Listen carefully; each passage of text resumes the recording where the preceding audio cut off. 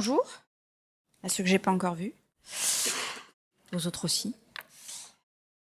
Donc, mon topo de cette année, Default Fields, les rubriques par défaut.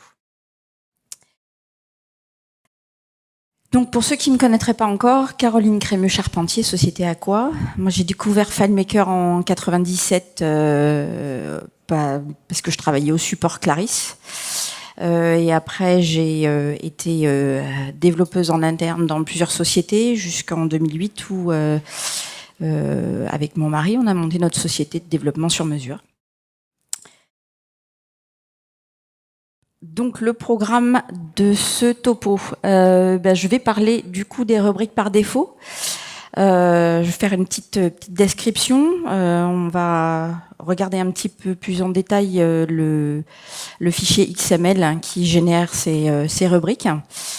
Et je vais vous présenter un outil qui va générer automatiquement le XML pour éviter d'avoir à faire du code directement. Et puis la conclusion et les ressources.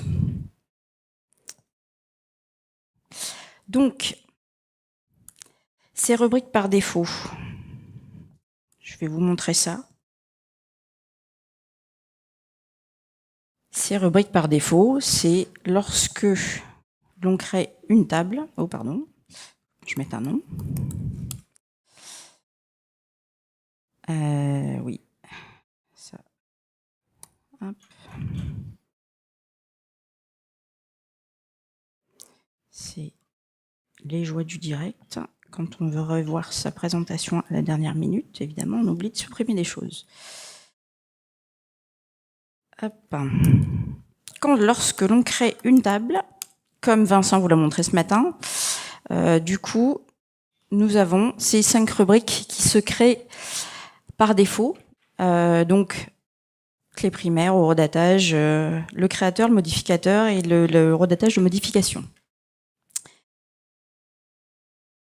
Ces rubriques sont générées par un fichier XML qui se trouve, je vais vous montrer ça, qui se trouve dans le contenu de l'application FileMaker 17.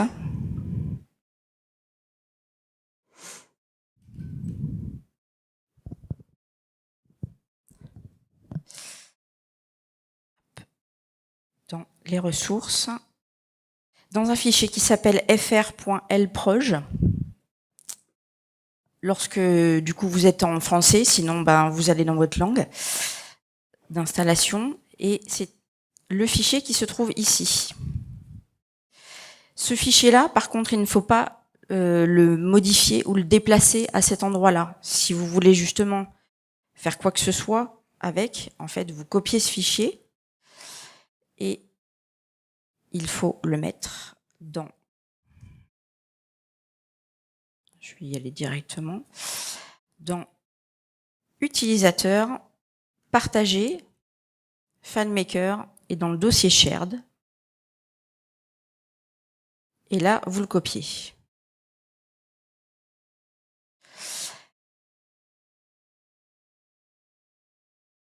Donc, je vais vous montrer tout ça. Hop. Donc, j'ai mis je vous ai mis en fait les différents chemins pour pouvoir accéder à ce fichier-là. Donc juste un petit rappel, effectivement, ces rubriques par défaut sont ajoutées à chaque création de rubrique, quand on importe un fichier ou quand lors de l'import de fichiers, ça fonctionne pas évidemment. Et les chemins là où il faut le coller. Donc, pour ceux qui ne voudraient plus avoir ces rubriques par défaut, il suffit tout simplement de vider en fait ce fichier XML, de l'enregistrer. Et donc maintenant qu'il est vide, lorsqu'on va créer une table,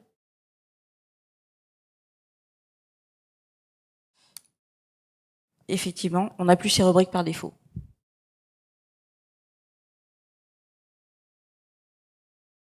Mais c'est pas le but. enfin, c'est pas uniquement le but. Le but, c'est de voir comment on peut le modifier, ce fichier. Donc, je vais vous réouvrir le fichier XML. Oups, c'était pas là.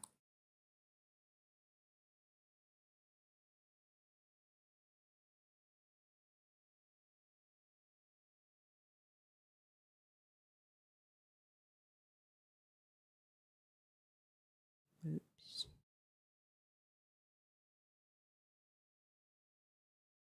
Allô?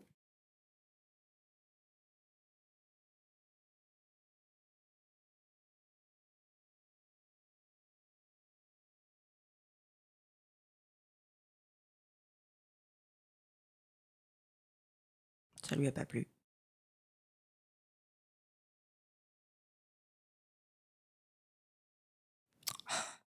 Là. Je sais pas si tout le monde voit bien ou pas.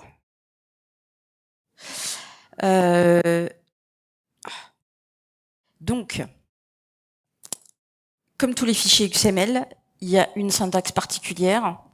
Et donc, vous avez la définition des ID des champs. Enfin, tout d'abord, du coup, le nombre de champs que vous voulez créer, l'ID du champ, le nom du champ, et ensuite tous les différents types en fonction de ce que vous avez défini comme ce que vous voulez comme champ, en fait, comme rubrique. Donc, vous avez la possibilité, effectivement, de modifier directement votre fichier, ici, si vous voulez changer les noms. Ça pose pas trop de soucis. Donc, si je l'enregistre et que je reviens dans ma création de table, j'ai bien de nouveau mes 5 rubriques, et ici, j'ai ma rubrique qui a changé de nom, qui est bien ID. Mais pour vous éviter de décortiquer tout ce fichier XML, je vais vous présenter un outil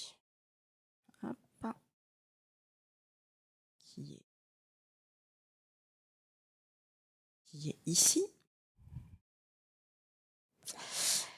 et qui va vous permettre, donc, je reviens quand même sur ma présentation.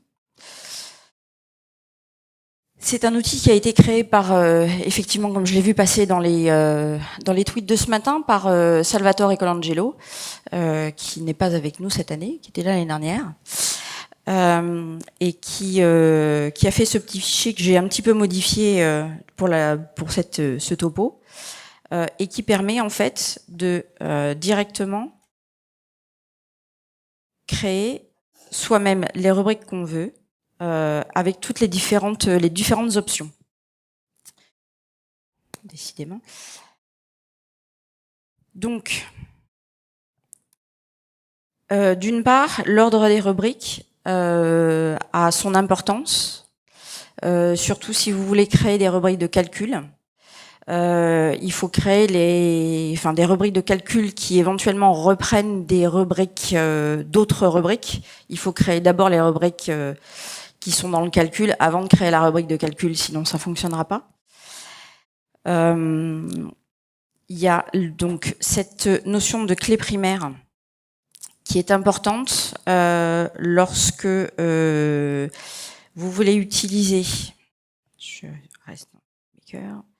Lorsque vous voulez utiliser notamment les tables supplémentaires. Donc, il m'a fait quoi?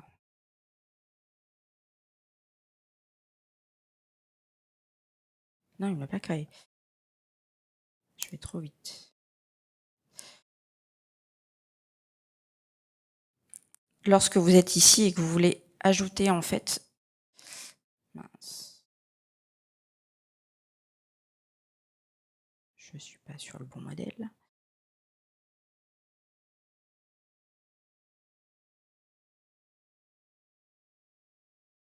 Si vous voulez ajouter une table supplémentaire, vous n'aurez accès à ce menu-là que si vous avez défini en fait une clé primaire. Donc la clé primaire, c'est effectivement deux choses. Dans le fichier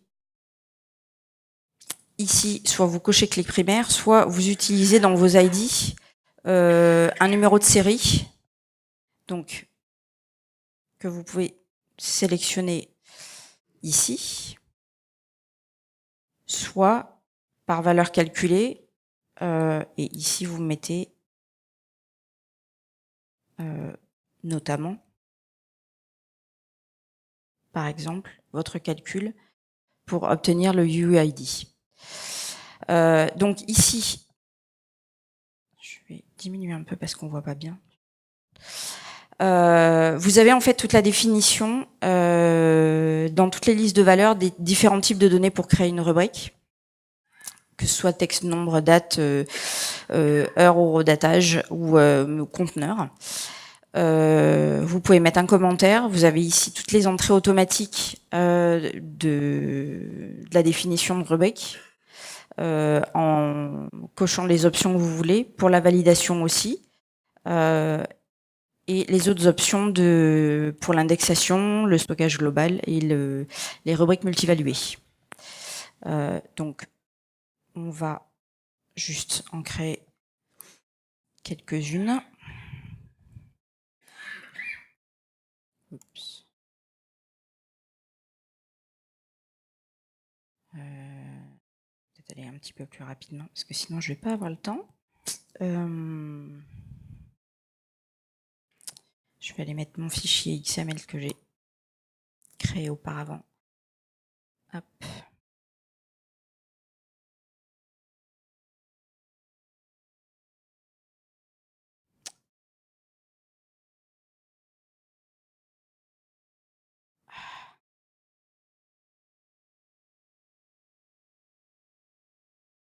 Hop. Évidemment.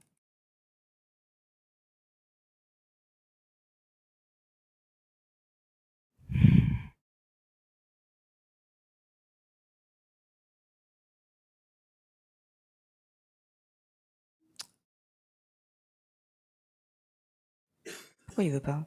Ah bah oui, pardon, j'avais pas vu. Forcément, ça peut pas fonctionner. Hop. Non. Tac. Ah.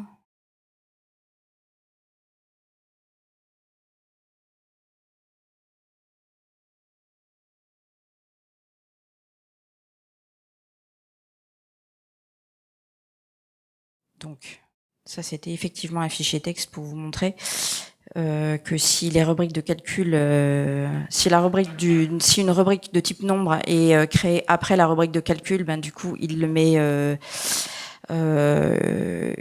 il le comprend pas.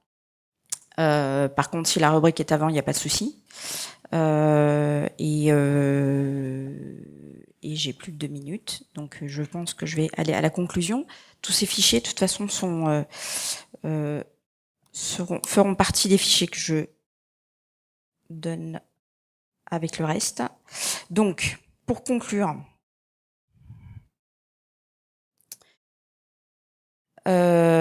important de respecter la syntaxe si vous décidez de modifier directement le fichier XML, important de respecter la syntaxe du fichier. Donc je vous donnerai dans les ressources un post qui est en anglais qui décrit un peu justement cette syntaxe pour le modifier.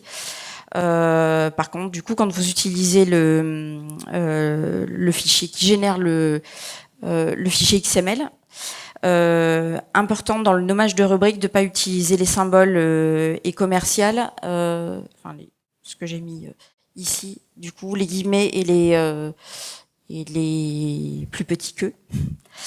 Faire attention à l'ordre de création. Par contre, du coup, vous embêtez pas avec les idées de rubriques qui sont indiquées parce que en fait, FileMaker les recrée automatiquement au moment de la création de la table. Et voilà. Et voilà, du coup, les ressources ici, mince, pourquoi j'ai fait ça, les ressources ici qui expliquent du coup en détail la syntaxe et un post de Todd Geist, de Geist Interactive, un américain aussi, un post en anglais qui détaille aussi, qui vous donne pas mal d'infos là-dessus. Et voilà. Je sais pas si vous avez des questions. Sur votre slide de l'application, c'est quoi une rubrique de type normal? C'est une rubrique autre qu'une rubrique de calcul ou une rubrique de statistiques. En fait, c'est tous les autres types de rubriques, texte, nombre, c'est ce qui est considéré comme normal, autre que calcul et statistique. Parce qu'il y a deux, moi j'ai vu deux types sur votre slide, enfin dans l'appli. J'y retourne. C'est pas là-dedans. En fait, il y a normal, alors, donc tout est en anglais puisqu'effectivement c'est pour que ce soit dans la syntaxe, et donc il y a calcul ou summary, c'est statistique en fait. Et celui du dessous alors? Ça, c'est les rubriques statistiques. Non, excusez-moi, Pardon. le type de données. Ah, Hein. type de données. Ça, c'est texte, nombre, date. Donc ça, c'est le... Si c'est normal, c'est texte, nombre, date, horodatage, conteneur et temps. Et sinon, c'est calculé. Et dans ces cas-là, là, c'est le type de données qui va être retourné par le calcul. Avec le calcul ici. Donc par contre, oui, dans ce fichier, il faut taper le calcul à la main. Il n'y a pas de vérification de savoir si on s'est trompé ou pas. Et donc du coup, quand on génère, du coup, je l'ai pas lancé ça. Oui, quand on appuie sur le bouton, en fait, il faut l'enregistrer directement. Enfin, vous pouvez il faut l'enregistrer directement dans le dossier shared, utilisateur, etc. Et du coup, il vous le reprendra à la création de la rubrique. D'autres questions? Non, j'ai plus le temps de toute façon parce que sinon Vincenzo va pas avoir le temps derrière. Donc voilà, merci.